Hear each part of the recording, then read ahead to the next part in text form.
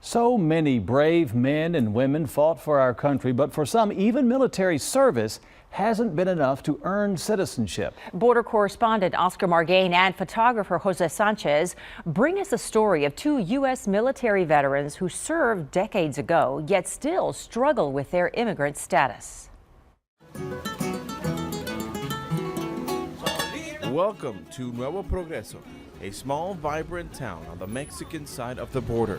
But despite it being one of the more violent regions in Mexico, hundreds of Americans cross the Progreso International Bridge every day to get there.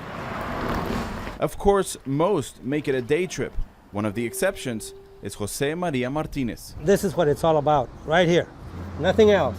A decorated U.S. Marine who isn't allowed back. I got deported 15 years ago. Jose Maria was born in Mexico in 1949. At age 7, he says, he was brought to the U.S. by his parents. When I crossed the river in 1956 with my family, we were legally, had a green card. And by age 19, he heard his calling to fight for a country he deemed his in Vietnam. It is the young men of our Navy Marine Corps team that we will see firsthand today in Vietnam.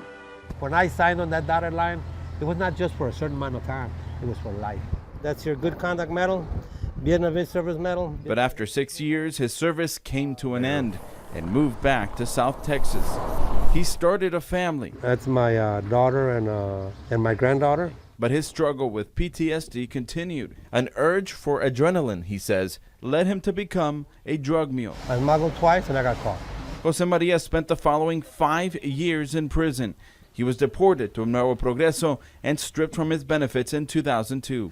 They said, you didn't take the oath. I said, I took the oath to serve. I took the oath to die for my country. Is that not enough oath? I said, no. This is it. This is where I feel safe. Margain Cáceres was also born in Mexico, but unlike Jose Maria, she didn't serve during time of war.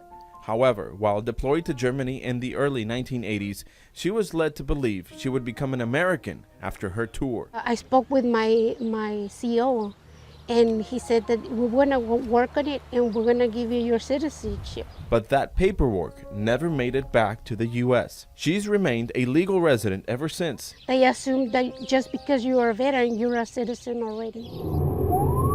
She says her anxiety worsened after one of her neighbors was taken in a recent immigration roundup by customs agents. Margain says she walks a straight line, knowing she could too one day be deported.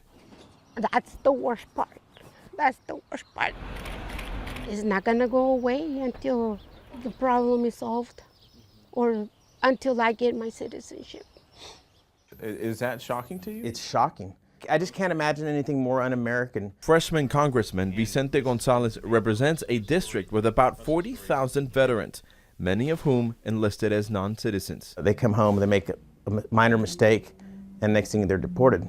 Specialist Barajas, founder and director of the Deported Veteran Support House. The Deported Veteran Support House, an organization based in Tijuana, Mexico, says it has tracked 318 deported veterans across 36 countries, but estimates the real number to be in the thousands. While the Defense Department says about 18,000 non-citizens currently serve in the armed forces. I behaved and I've done nothing wrong with the hope that the government will realize that yeah, we screwed up, but I paid completely. At the end of the day, that's all the 67-year-old says he is fighting for, his benefits and a chance to visit his family freely. It's funny how something so small can claim so much of your life.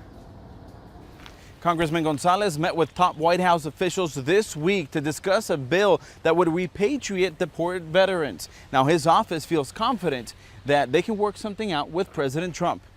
In Progreso, on the Texas-Mexico border, I'm Oscar Margain reporting.